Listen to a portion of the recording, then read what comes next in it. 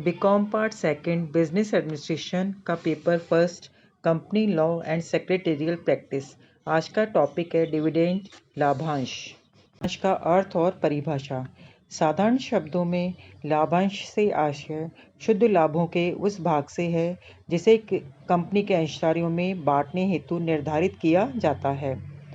सबसे पहले हम देखेंगे कंपनी अधिनियम 2013 की धारा 2 सबसेक्शन 35 के अनुसार लाभांश में अंतरिम लाभांश भी सम्मिलित होता है।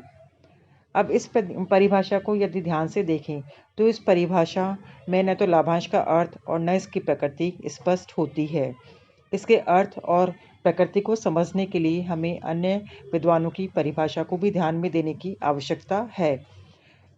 इसमें है सबसे पहले भारत के उच्चतम न्यायालय के अनुसार लाभांश कंपनी के लाभों का वह भाग है जो कंपनी द्वारा अंशधारियों में वितरित करने के लिए निर्धारित और घोषित कर दिया गया है। तो इस प्रकार से हम कह सकते हैं कि कोई भी कंपनी अपनी साधारण सभा में लाभांश की घोषणा तभी कर सकती है जबकि साधारण सभा जो संचालक मंडल है वो लाभांश की घोषणा की सिफारिश करे। साधारण सभा संचालकों की सिफारिश की सीमा तक ही लाभांश की घोषणा कर सकती है और इससे अधिक नहीं कर सकती है। हाँ, इतना अवश्य है कि साधारण सभा चाहे तो यह संचालक मंडल की जो सिफारिश से कम लाभांश की घोषणा अवश्य कर सकती है। लाभांश तभी वितरित किया जा सकता है जबकि कंपनी के पास में क्या होना चाहिए, प्रॉपर लाभ होने चाहिए, यानी लाभों का संचय होना चाहिए, अर्थात विभाजन योग्य लाभ होना चाहिए। इसका कारण यह है कि लाभांश के बल जो लाभांश है वो कंपनी के शुद्ध लाभों में से घोषित किया जा सकता है, पूंजी में से नहीं किया जा सकता है। अब ये जो लाभांश वितरण करने का अधिकार है वो प्रत्येक कंपनी को प्राप्त है और इसके लिए कंपनी के अंतर नियमों में किसी भी प्रकार का प्रावधान होना आवश्यक नहीं होता है। नेक्स्ट है लाभांश संबंधी वैधानिक प्रावधान, स्टैच्यूटरी प्रोविजंस रिगार्डिंग डिविडेंड। लाभांश की घोषणा और उसके भुगतान के संबंध में कंपनी अधिनियम में जो डिफरेंट प्रोविजंस दिए हुए हैं वो प्रोविजंस अब मैं डिस्कस करूंगी। उसमें सबसे पहला पॉइंट है लाभांश हेतु कोष अथवा साधन। कोई भी कंपनी अपने किसी वित्तीय वर्ष में कुछ कोष निर्धारित कर रखे हैं, उन निर्धारित कोषों में से लाभांश की घोषणा कर भुगतान कर सकती है। उसमें पहला है उस वर्ष के या उससे पहले के वर्ष या वर्षों के जो डेप्रिसिएशन की राशि को घटाने के बाद शेष रहे लाभ की राशि में से। दूसरा है किसी पूर्ववर्ती वर्ष या वर्षों के अपकर्ष की राशि को घटाने के उपरांत शेष रहे पूर्ववर्ती वर्ष या वर्षों के लाभों की राशि में से, अथवा दोनों में से कर सकती है। फिर नेक्स्ट है केंद्रीय सरकार या राज्य सरकार द्वारा की गई गारंटी के अनुसरण में सरकार द्वारा लाभांश भुगतान हेतु प्रदान की गई राशि में से। तो कहने का तात्पर्य ये है कि इनमें से किसी में से भी लाभांश की घोषणा कंपनी कर सकती है। नेक्स्ट है लाभांश की घोषणा से पूर्व ध्यान देने योग्य बातें। जब कंपनी लाभांश की घोषणा करती है तो उसको कुछ बातों को ध्यान देने की आवश्यकता है। वो कौन कौन सी है? फर्स्ट है स्वेच्छा से संचय कोष में हस्तांतरण। कहने का तात्पर्य ये है कि कोई भी कंपनी किसी भी वित्तीय वर्ष में लाभांश की घोषणा से पूर्व उस वित्तीय वर्ष के लाभों में से लाभों का जितना भी प्रतिशत उचित समझे कंपनी के संचय कोष में हस्तांतरित कर सकती है। नेक्स्ट है अपर्याप्त लाभों अथवा लाभों के अभाव में लाभांश की घोषणा। कई बार ऐसा होता है कि कंपनी के वित्तीय वर्ष में लाभों की अपर्याप्तता है या लाभों के अभाव में भी कंपनी चाहे तो लाभांश की घोषणा पर विचार कर सकती है। लेकिन ऐसी स्थिति में वह कंपनी अपने पूर्ववर्ती वर्षों में अर्जित लाभों से एकत्र हुई राशि तथा स्वतंत्र या मुक्त संचय कोषों में अंतरित की गई राशि में से लाभांश का भुगतान कर सकती है। नेक्स्ट पॉइंट है स्वतंत्र संचयों के अतिरिक्त किसी भी संचय में से लाभांश नहीं। लाभों की अपर्याप्तता या लाभ नहीं होते हैं तो ऐसी दशा में स्वतंत्र संचयों के अतिरिक्त किसी भी संचय कोष का उपयोग लाभांश की घोषणा हेतु नहीं किया जा सकता। ये कंपनी को ध्यान में रखने की आवश्यकता होती है। नेक्स्ट पॉइंट है अंतरिम लाभांश। किसी भी कंपनी का संचालक मंडल निम्न लाभों में से किसी भी वित्तीय वर्ष के दौरान अंतरिम लाभांश की घोषणा कर सकती है। पहला है अपने लाभ हानि खातों के आधिक्य में से, अथवा दूसरा है जिस वित्तीय वर्ष में लाभांश की घोषणा का विचार किया गया है उस वित्तीय वर्ष के लाभों में से। मतलब इन लाभों में से कंपनी अंतरिम लाभांश की घोषणा कर सकती है। फिर नेक्स्ट है वार्षिक साधारण सभा में लाभांश की घोषणा। लाभांश की जो घोषणा है वो साधारणतः कंपनी की जब वार्षिक साधारण सभा होती है तो उसमें की जाती है, लेकिन कंपनी किसी कारण से वार्षिक साधारण सभा में अगर लाभांश की घोषणा नहीं कर पाती है तो वह बाद में किसी भी साधारण सभा में भी लाभांश की घोषणा कर सकती है। नेक्स्ट पॉइंट है संचालक मंडल की सिफारिश पर लाभांश की घोषणा। कंपनी की जब वार्षिक साधारण सभा में लाभांश की घोषणा अपने संचालक मंडल की जो सिफारिश पर ही की जाती है। यदि संचालक मंडल लाभांश की घोषणा की सिफारिश नहीं करती है तो कंपनी की साधारण सभा भी लाभांश की घोषणा नहीं कर सकती है। इसके अलावा जो दर संचालक मंडल डिसाइड करती, लाभांश की दर डिसाइड करती है, वही दर साधारण सभा में उसकी क्या की जा सकती है, अनुशंसा की जा सकती है। उस दर में जो संचालक मंडल ने जो लाभांश की दर डिसाइड की उस दर से अधिक दर साधारण सभा घोषित नहीं कर सकती है। हाँ, इतना अवश्य है कि उस दर में कमी अवश्य की जा सकती है। नेक्स्ट पॉइंट है अंतरिम लाभांश की घोषणा। कंपनी के संचालक मंडल चाहे तो किसी भी वित्तीय वर्ष में एक या अधिक बार अंतरिम लाभांश की घोषणा कर सकती है, क्योंकि लाभांश की परिभाषा में क्या होता है, अंतरिम लाभांश भी शामिल होता है। फिर नेक्स्ट पॉइंट है घोषणा पर प्रतिबंध। यदि कोई कंपनी धारा 73 और धारा 74 के प्रावधानों का पालन करने में असफल रहती है या त्रुटि करती है तो वह कंपनी तब तक अपने समता अंशों पर लाभांश की घोषणा नहीं कर सकेगी जब तक ऐसी त्रुटि जारी रहती है। नेक्स्ट वैधानिक प्रावधान है लाभांश की राशि पृथक खाते में जमा कराना। जब कंपनी लाभांश की घोषणा कर देती है तो कंपनी को घोषित लाभांश की राशि किसी भी अनुसूचित बैंक के एक पृथक खाते में जमा करानी होती है, और ये जो राशि है जब लाभांश की घोषणा करते हैं तो उसके 5 दिनों के भीतर ही करने की आवश्यकता होती है। नेक्स्ट है लाभांश का भुगतान। कंपनी लाभांश का भुगतान जो रजिस्टर्ड शेयर होल्डर है या तो उनको या उसके आदेशानुसार किसी अन्य व्यक्ति को अथवा उसके बैंक को कर सकती है। नेक्स्ट है पूंजी में से लाभांश नहीं। कोई भी कंपनी पूंजी में से लाभांश की घोषणा नहीं कर सकती है, क्योंकि अगर पूंजी में से लाभांश की घोषणा करते हैं तो एक अंश पूंजी में कमी मानी जाती है, और ऐसा करना क्या होगा, कंपनी के अधिकारों के बाहर माना जाएगा। और जब अधिकारों के बाहर कोई कंपनी कार्य करती है तो ऐसा कार्य क्या माना जाता है, व्यर्थ माना जाता है। नेक्स्ट पॉइंट है लाभांश भुगतान नहीं करने पर दंड। जब कंपनी लाभांश की घोषणा कर देती है तो उसका भुगतान 30 दिनों के अंदर करने की आवश्यकता होती है, लेकिन अगर 30 दिनों के अंदर भुगतान नहीं करती है तो ऐसी दशा में कंपनी का प्रत्येक ऐसा संचालक जो जानबूझकर ऐसे दोष का भागीदार है को 2 वर्ष तक का कारावास की सजा दी जा सकती है, या उन्हें कम से कम 1000 रुपये प्रतिदिन के अर्थदंड से भी तब तक दंडित किया जाएगा जब तक ऐसा दोष जारी रहता है। नेक्स्ट पॉइंट है प्रदत्त पूंजी के अनुपात में लाभांश। सामान्यतः लाभांश की घोषणा और जो उसका भुगतान है प्रत्येक अंश पर उसकी जो प्रदत्त राशि के अनुपात में ही किया जाता है। नेक्स्ट है अंशों का हस्तांतरण लंबित होने पर लाभांश पर अधिकार।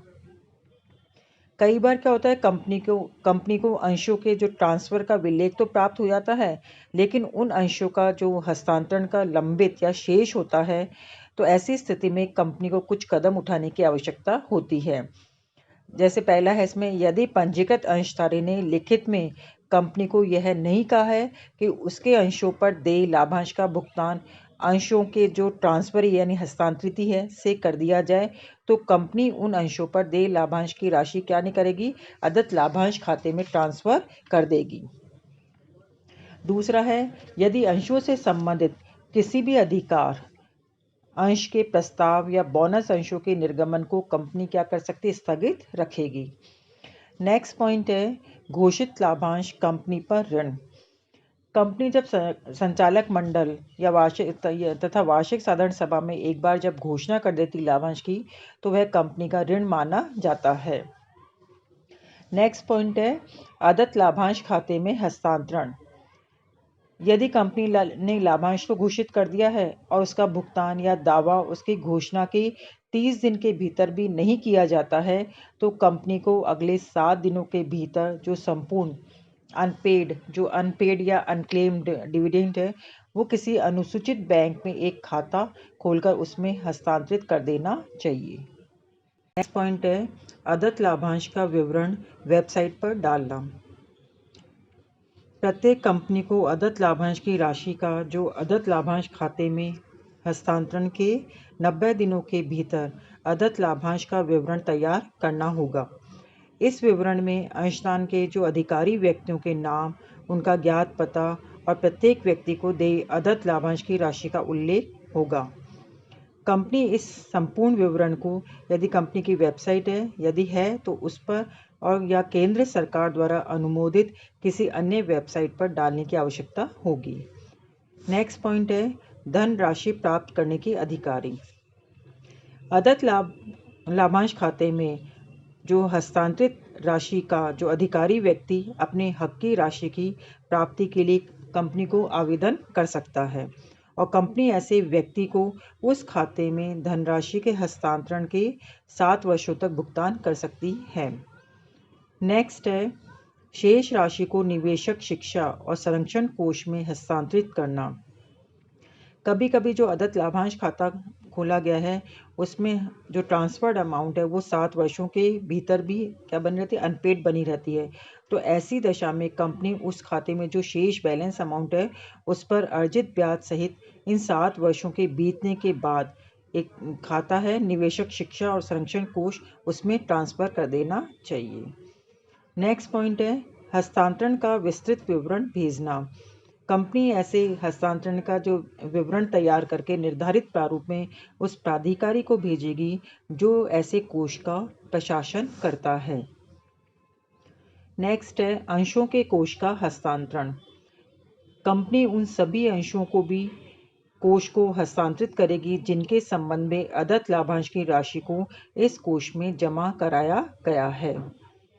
नेक्स्ट है हकदार व्यक्तियों द्वारा अंशों पर दावा।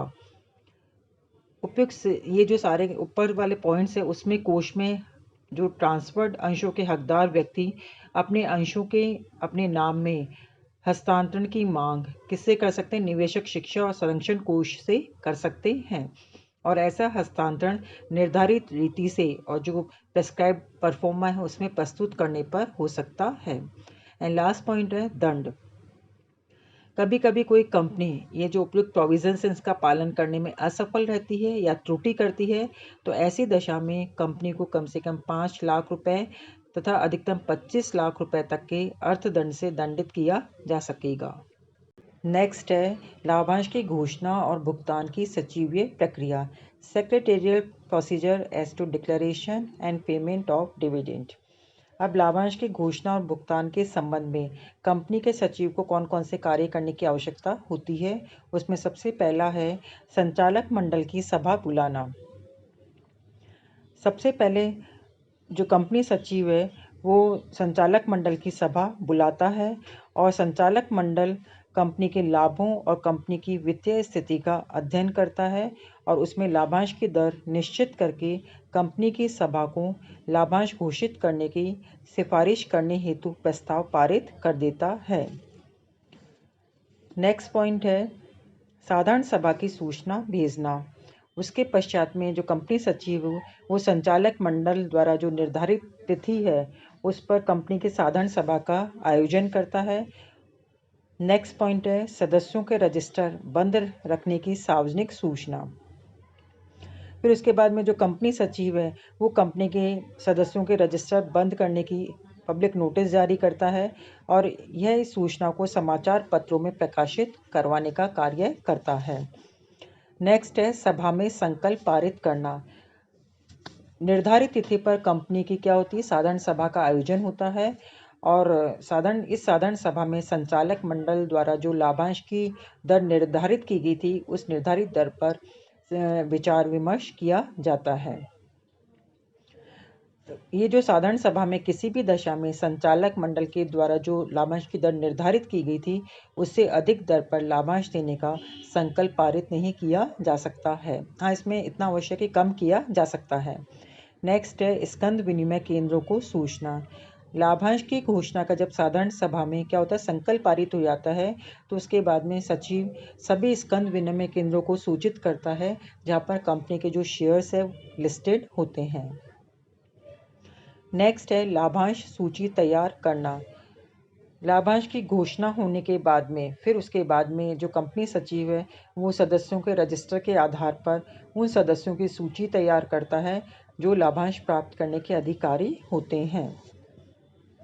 नेक्स्ट है बैंक खाते में लाभांश की राशि जमा कराना। जब लाभांश सूची तैयार हो जाती है तो कंपनी को अपने बैंक में एक अलग से खाता खोलना पड़ता है और इस खाते में लाभांश या अंतरिम लाभांश की जो घोषित संपूर्ण राशि जमा करा दी जाती है। और ये जो राशि है जब घोषणा की जाती है तो उसके 5 दिनों में जमा करानी चाहिए। नेक्स्ट है लाभांश अधिपत्र तैयार करवाना और भेजना। जब लाभांश सूची सभी प्रकार से तैयार हो जाती है तो उसके बाद में कंपनी सचिव लाभांश अधिपत्र तैयार करवाता है। जो लाभांश अधिपत्र वो क्या होता है, प्रिंटेड होता है और 2 पार्ट्स में डिवाइडेड होता है। पहला पार्ट होता है एक पत्र के रूप में जिसमें लाभांश की सूचना, लाभांश की दर और राशि वगैरह का उल्लेख रहता है। और दूसरा भाग होता है लाभांश अधिपत्र। ये एक चेक के समान होता है और इसमें जो कंपनी है वो अपने बैंक को उसमें उल्लेखित व्यक्ति को एक निश्चित राशि के भुगतान का क्या कर देती है, एक आदेश जारी कर देती है। और ये दोनों पार्ट एक छिद्रांकित रेखा से अलग करने की सुविधा रहती है।